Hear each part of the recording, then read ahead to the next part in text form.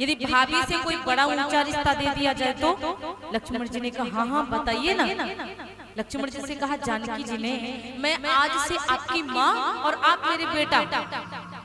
तो कहा हाँ हाँ ठीक है मैया, अब बताओ मुझे करना क्या है। जानकी मैया ने कहा अपने भैया को झुकाओ। और जैसे लक्ष्मण जी गए राम जी के चरणों में गिर गए। राम जी उठो उठो उठो, अरे धूल लग जाएगी, मिट्टी लग जाएगी, उठो। लक्ष्मण जी ने कहा अच्छा, मैंने सुना था कि दुल्हन जब घर को आती है तो लड़कों का एटीट्यूड कुछ ज्यादा ही बढ़ जाता है। मैंने सुना था कि जब पत्नी घर आ जाए तो पति देवता कुछ ज्यादा उड़ने लगते हैं। और भैया जी अभी तो भाभी माता के गले में जयमाल भी नहीं पड़ा, आप हमको गले भी नहीं लगाएंगे क्या? कहा ये तो घोर बेइज्जती करके रख देगा। राम जी ने जैसे झुक करके उठाया, झुके राम झुक के लखन को उठाया, झुके राम झुक के लखन को उठाया। सुअवसर समझ सीता माला पहनावा, सुअवसर समझ सीता। जैसे झुक करके लक्ष्मण जी को उठाया राम जी ने, उसी समय जानकी मैया ने खेल खेल लिया। अब गले में जयमाल पड़ गया, कोई भी कुछ नहीं कह पाया। ताली बजाओ, बोले सीता मैया की। रघुपति राघव राजा राम, पतित पावन सीताराम। अब राम जी पूरे हो गए, सीताराम हो गए महाराज। अब कहा जाता है सखियों ने कहा बहन आपने जयमाल तो डाल दिया, अब थोड़ा चरण भी छू लो। जयमाल पड़ गया, चरण छुओ। सखी सीता मैया ने कहा नाना बहन मैं चरणों को नहीं छूऊंगी। सखियों ने कहा क्यों नहीं छुओगी? सीता मैया ने कहा मैंने सुना इनके चरणों में जादू है, अब अगर कहीं हम उड़ गई तो इनकी सेवा कौन करेगा?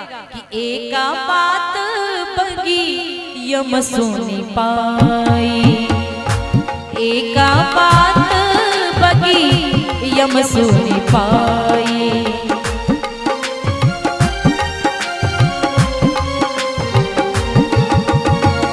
कि एका बात बगी यम सुनी पाई, एक बात बगी यम सुनी पाई।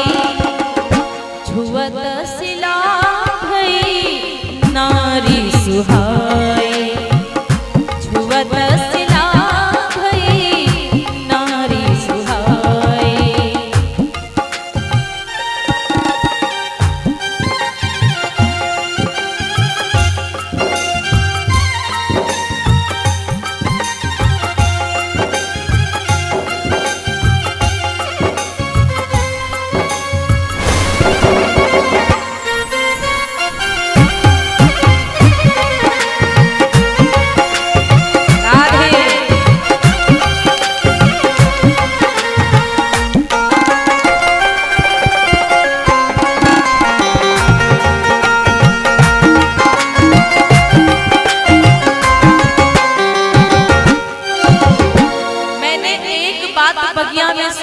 बहन इनके चरणन में जादू है, और अगर कहीं मैं उड़ गई तो इनकी सेवा कौन करेगा?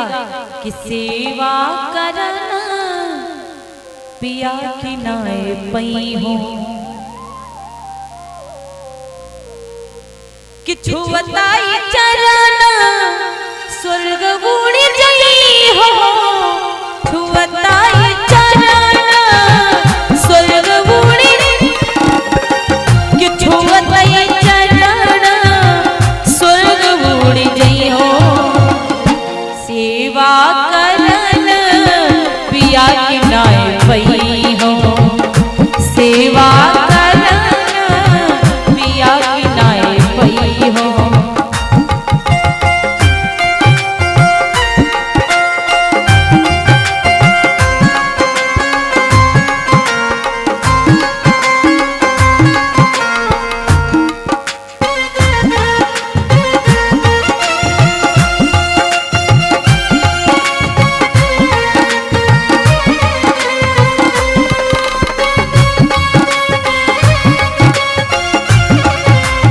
आहा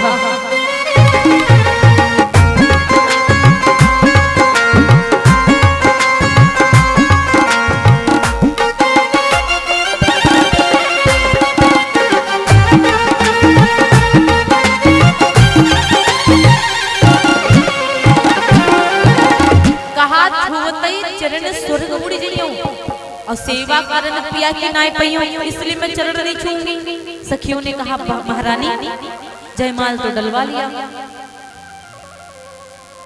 जयमाल तो डलवा लिया आपने, और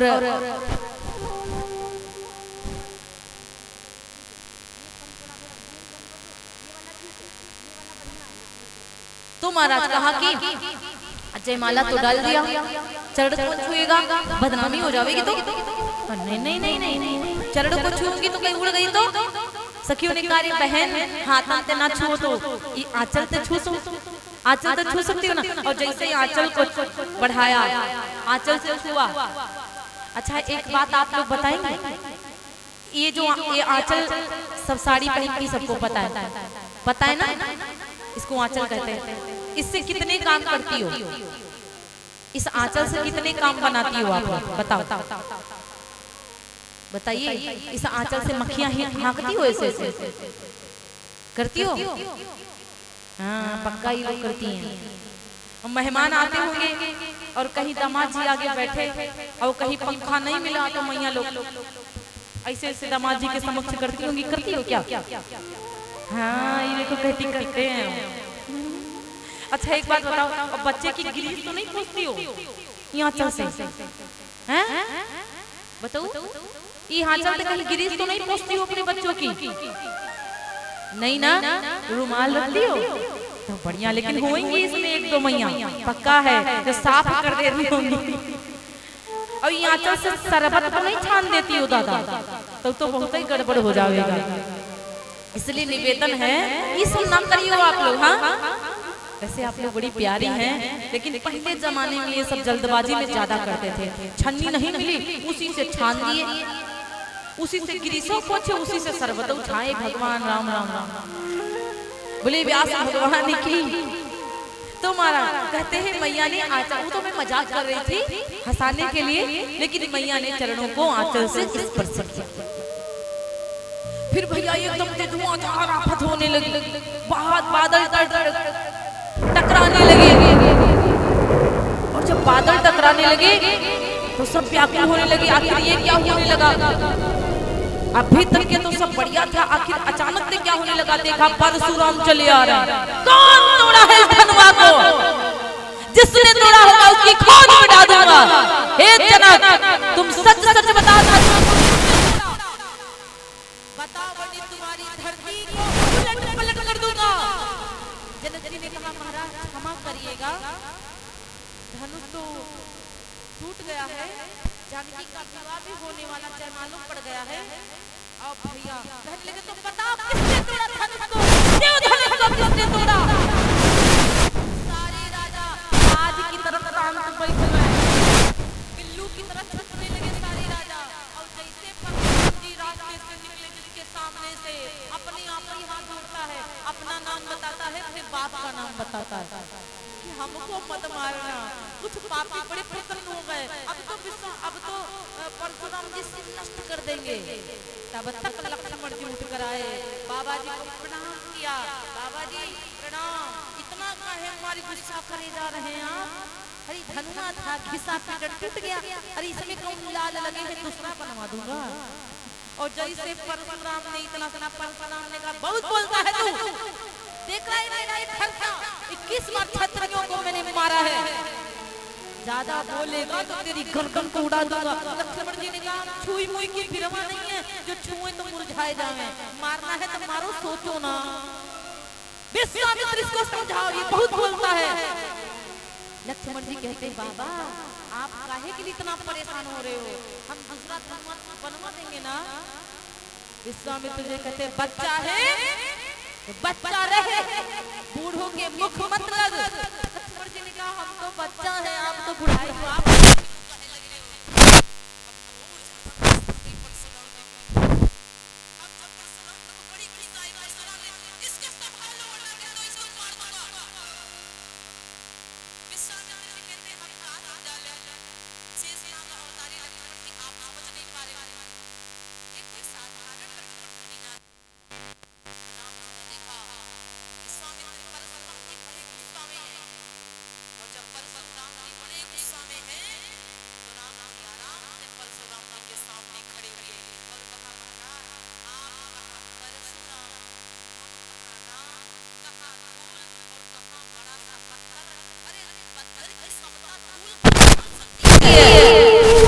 परशुराम जी का तू बहुत सीधा बन।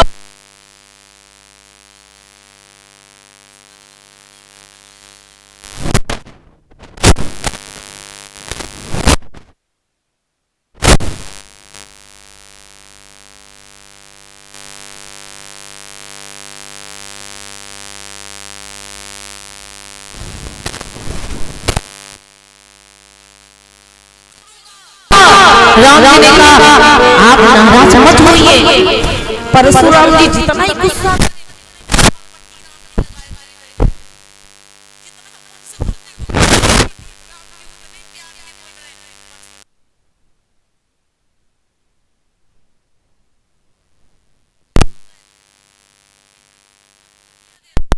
ये सुन ही नहीं रहा है। यही सोचे कि दादा इसको सालिए देना बेकार ज्ञान ज्ञान मिले तो कोई ज्ञान की बात है। गधा मिले तो चले बराबर लाता। आज वाले ये होता है महाराज, सही है ना?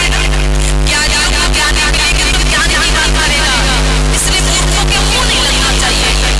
एक बार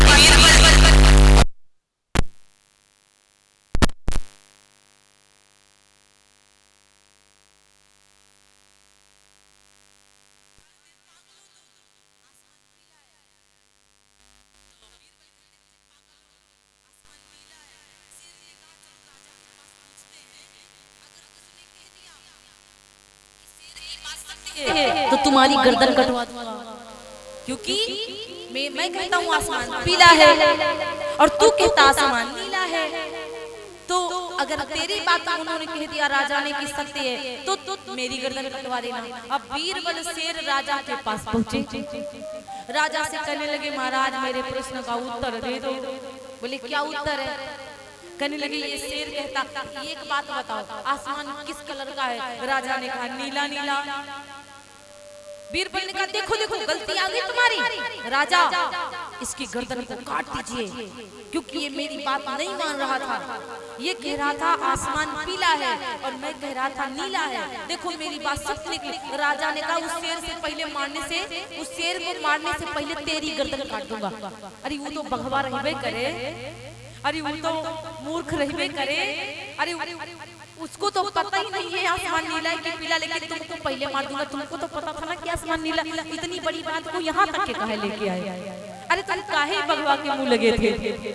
गलती तुम्हारी है ना, इस पगला के मुंह नहीं लगना चाहिए था। हो बीरबल जी ने कहा बड़ी गलती हो गई। सच कह रहे हैं आप, एक गधा के मुंह लग के हमने गलत कर दिया। इसलिए कहते जो समझदार व्यक्ति हो ना उससे बात करना चाहिए, और जो मूर्खानंद हो उसको हेलो हाय भी नहीं करना चाहिए, बोलना ही नहीं चाहिए। पागलों की भीड़ में जाओगे तो मार खा जाओगे, इसलिए पागलों की भीड़ में कभी जाना ही नहीं चाहिए। बोली राधे राधे सीताराम। आधे लोग कहते हैं हाँ हाँ सीताराम, आधे लोग कहते हैं हाँ हाँ हम भी हैं, आज ही दिन का टाइम है। अगर इसी प्रकार कथा रोज सुनते 2 दिन तो कितना अच्छा रहता है। आज सबके सब शांत से बैठे हैं और 2 दिन में तो चक्कर ही हमको आ गया है। और कितने प्यारे लग रहे हैं आप सब लोग। 2 दिन में हम बड़े व्याकुल हो गए, हमें लगा 2 साल बीत गए यहाँ पे। नहीं आज हम लोगन को तो जल्दी जाना है। बोले व्यास भगवान की। तो इस प्रकार से परशुराम जी का क्रोध शांत हुआ। परशुराम जी ने परीक्षा लिया। परशुराम जी ने कहा प्रभु राम रमापति। परशुराम जी के कंधे पर धनुष था। उन्होंने कहा मेरी परीक्षा ये है, आपने उस धनुआ को तोड़ा है, यदि आप मेरे धनुआ को उठाएंगे तो मुझे पूर्ण विश्वास हो जाएगा कि आप परम पिता राम हैं। वाह राम रमापति कर धनु ले, राम रमापति खई जहु मिटाए मोर संदेह, राम राम।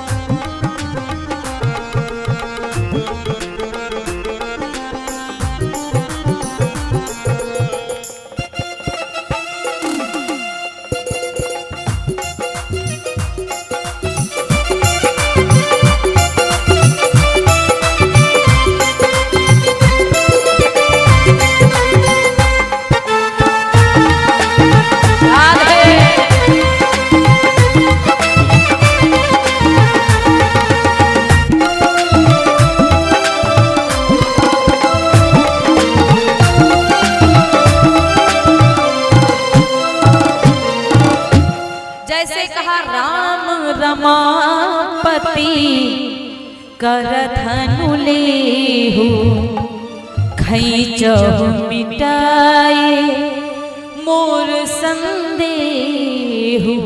और जैसे परशुराम जी ने अपने धनुआ को उतार कर देना चाहा, तुरंत राम जी ने तो आगे हाथ भी नहीं किया, और वो धनुआ देत चापू आ ही चल गया, देत चापू आ परशुराम मन विस्मय भय, देत चापे आ ही चल गया, परशुराम विस्मय भय।